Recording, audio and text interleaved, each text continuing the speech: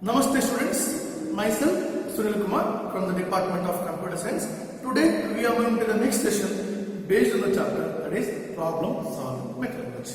In last class also, last sessions also we discussed with the same topic. In that we discussed mainly based on the steps of problem solving. The steps problem solving is design of a solution. In that we discussed about flowchart. What is a flowchart and different symbols used in a flowchart. And also we discussed with the two more examples of flowchart. So already we discussed all these things. So already we reached in case of problem solving steps. So first we finished, problem definition is finished. Problem definition we already finished. Problem analysis that also we finished. Then next we went to the design of a solution. Design of a solution.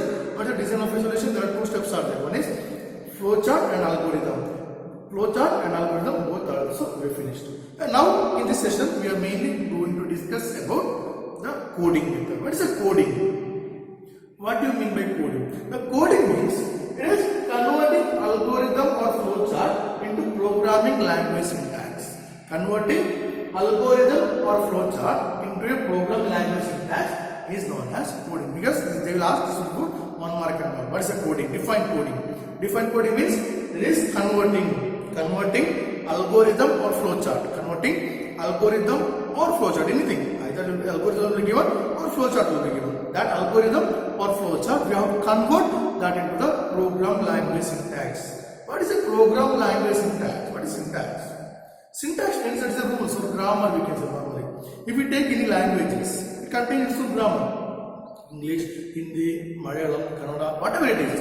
If you take any language, and all the language contains its own grammar.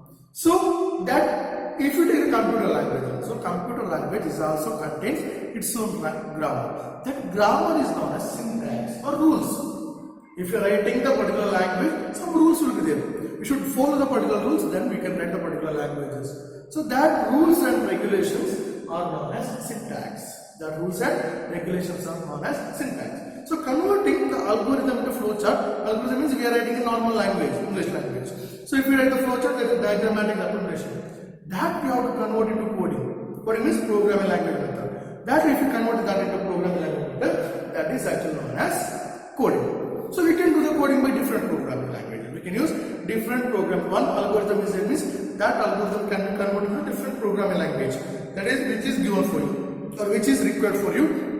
That programming language we can convert. So we can use either C programming, C++, C hash is there, Java is there, COBOL is there, Kotlin is there, Python is there. So like that, Visual Basic, Visual Basic, ASP, like that different programming languages are available. Which one you know that program? In that programming language you can convert. So any program or any algorithm can be converted to any type of programming language. One algorithm can be converted into all the programming language syntax is possible. So not only, for example, if you write one algorithm, that is not only for this particular programming language. So only algorithm is there means that we can convert to any other programming language. That is actually known as coding. That is only we are going to study later what is coding. We are going to code the programs later. We are going to code the algorithm to flowchart later. That we are going to study later. So I am not going to explain more about this one. This is about the coding. Coding means converting algorithm to flowchart. Whenever algorithm is there or flowchart is there, means that we have to convert into programming language syntax. Converting that into programming language syntax is known as coding. After the coding, what is the next step of program solving? The next step is important step: testing and debugging. Testing and debugging. What is the testing? What is the debugging? The testing means executing the program for sample data input. Testing means testing and debugging both are different. Testing and debugging both are different. First you have to debug, then you have to test. First you have to debug the program, then you have to test the program. Testing means program syntax is proper, program is working properly. Testing means what? The program is already working properly. After that, we will give different types of data input, different kind of data input. So all the data input should give, or sample data will give, and they should produce output. The program should produce the correct output, not output, it should produce the correct output. Whenever the program is producing correct output for all the sample data input, then we can say the program or software is proper. Sometimes some input is not producing output. In some cases, some programs, it is not possible to produce output. In that case, that is, we can say that program is not working properly. So testing means what? Testing means executing the program. Now execute the program means everything is working properly means we can execute. We can execute the program for sample data input. We will give the different samples of data input we can provide, and you should check whether it's producing correct output or not. Then you have to check whether the for that sample inputs it is producing correct output or not. That is actually known as testing. Then next one is debugging. Different kinds of testing are available. Alpha testing, beta testing, gamma testing. So that is not beyond, that is not in textbook, that is not beyond the scope of your textbook. So I'm not going to explain that one. Alpha testing is there, beta testing is there, gamma testing is there, block testing is there. So different types of testings are available. That different types of testing I'm not going to explain here. That is not required for you. So in higher studies you can study about this testing. The next one is debugging. What is a debugging? Before moving to the debugging, what is a bugs? I already explained in last session. What is a bugs? Bug means that is programming mistake. So already if you take any programming language, it comes we already told programming language syntax will be there. Already we told the syntax will be there each and every program. Programming language contains its own syntax. If you did any mistakes in syntax, that is actually known as errors. If you did any mistakes in your program, that is called as errors. That errors are known as bugs. Error means one more name for error is bugs. Any programming language mistake, either the logic, whatever it is, different logic mistakes will be there. So that mistakes are known as errors, or that is as bugs. That making that bugs proper or making the correct one, that is actually known as debugging. So debugging is a process of finding and correcting the program code mistakes. Finding and correcting the program code mistake, that is known as debugging. Finding and correcting the program code syntax. Whenever program code is there, means some mistakes will be there. That mistakes we are making proper. That is known as debugging. Debugging means making that one proper. So if you take the mistakes or errors, there are different types of errors will get. That will get the different types will getting when you are going to execute the program, we will get the different types of error. If you are not getting error only, then we can say you are the code programmer. If you are not getting error means you will get the code program. You are known as code programmers. Even I did the program also, I will get the error. Because we are the humans.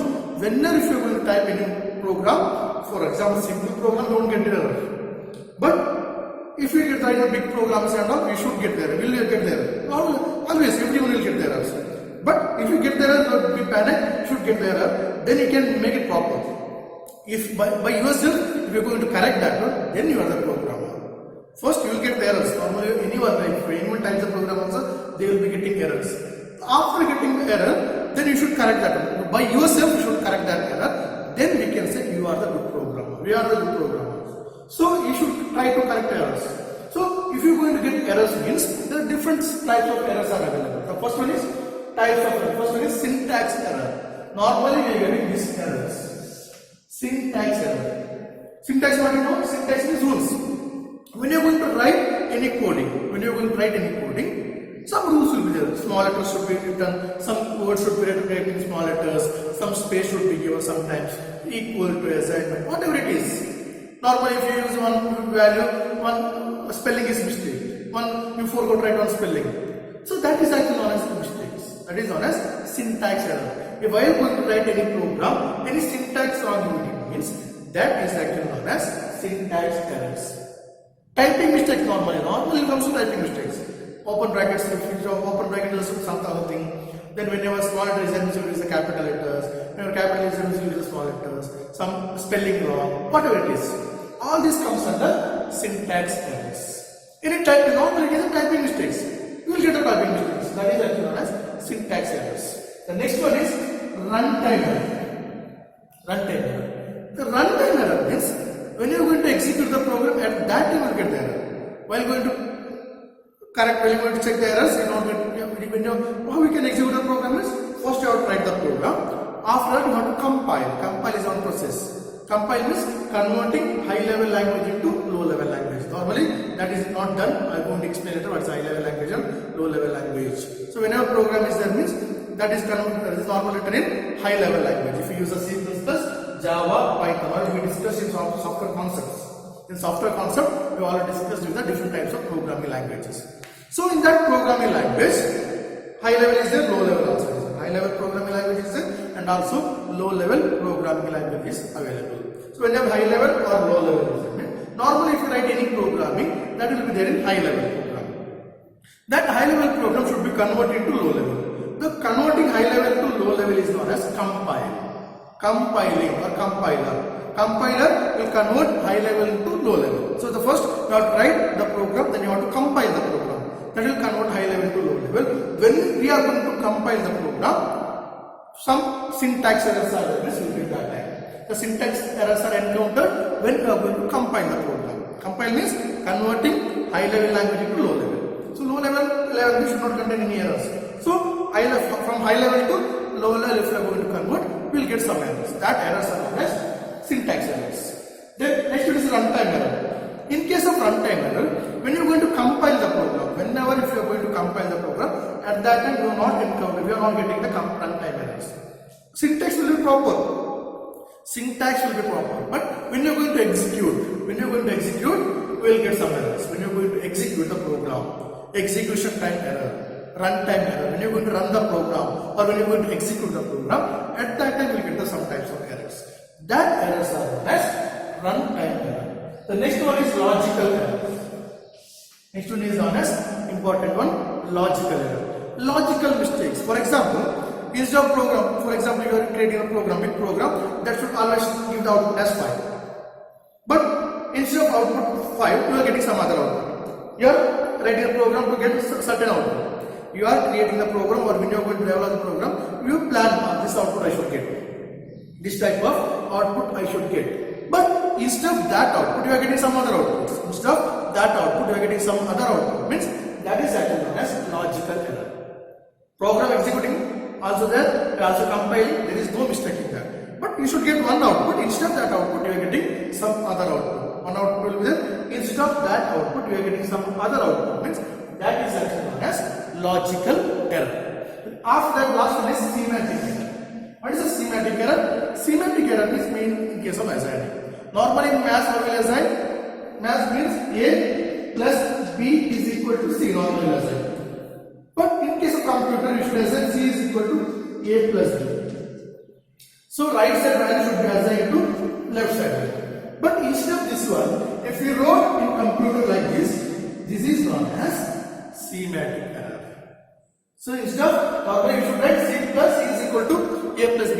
Right side value should be assigned to left normally. Right values should be assigned to left side. Instead of this one, if you wrote A plus B is equal to C. Instead of that one, if you wrote A plus B is equal to C, that type of errors are known as semantic errors. So these are the mainly 4 types of errors we are encountering. One is syntax error. Syntax means typing mistakes. So that you encounter when you are going to execute the program. Semantic error is also same as syntax error. Syntax error means when you are going to execute the program and when you are going to compile the program, at that time you will get some typing mistakes. That typing mistakes are known as syntax error. The next one is runtime error. Runtime means when you are going to execute the program or when you are going to run the program, at that time some errors are encountered. That is actually known as runtime error. The next one is logical error. Logical error means you are planning to get this output in a program. Output should be this one. Instead of the particular output, you are getting some other output. Means that is actually known as logical error. Some logical mistakes. Sometimes greater than, instead of greater than comparing, will sometimes will compare less than like that. You will get some other comparisons. We are getting some wrong outputs. So next one is semantic error. Semantic means only assignment. When you are going to assign, always the data should be assigned from right to left, not left to right. This one. So whenever this is the case, we can say that is known as semantic error. So here what we discussed, the coding. What is coding? It is a converting algorithm and flowchart into programming language syntax. That is a coding. After that we discuss the testing and debugging. Testing means executing the program for different types of sample data input. We'll produce a different sample data input and will execute. Debugging means finding the errors and correcting that error. Finding the errors, error means what? Mistakes. Finding the errors and correcting that error is known as debugging. In fact, different types of errors are syntax error, runtime error, logical error and semantic error. So now we will move to the next topic. Here is the next topic, that is documentation and the maintenance. The last two topics of the problem solving next steps, that is documentation and the maintenance. Already we discussed with the different topics. Here last two topics, documentation and the maintenance. So what is a documentation? Documentation is a reference material. It's a reference material which explains the use and maintenance of the program or application. It is a reference material that explains the use and maintenance. That explains the use and maintenance of the application or the program. When a program is there, means we have to do the documentation. Why the documentation is required? Mainly how we can use a particular software, how we can use a particular software, and how we can maintain the particular software. Everything is written in a one book. That is actually known as documentation. That is required for us. So if you take the documentation, there are mainly two types of documentations are available. One is internal documentation, one more is external documentation. Internal and external. Internal documentation means what? So internal documentation mainly contains the details about the program. That is not given to other people. That is only for the people those who develop. Those people who develop, for them only internal documents are required, documentations are required. So in that they return which all data types are used, which all variables are used in the program, how program is working, everything based on that one. Everything based regarding the program. That is defining the new variable or different meaningful variable, how variables are declared. So like that we are not studying till now. So all the basic things about the program. All the basic things. But if you read that, you will not understand that. Only those who know the programs, those who know the programming language, only that people can understand the basics of that one. So that is actually known as internal documentation. The next one is comes external documentation. External documentation means that user can understand that external documentations. If you take the external documentation, there are three types are there. One is user's manual, administrator manual, and developer manual. So what is a user manual? User manual means when you are going to buy any product normally. When you are going to buy a smartphone, when you are going to buy a laptop, when you are going to any items, they will give one book, manual, user manual. So that is actually known as user manuals. But normally we are not going to open that at all. Normally we are not opening that at all, just we are going to use the product. So better you have to use that one, you have to read that one. So in that there are many features are given.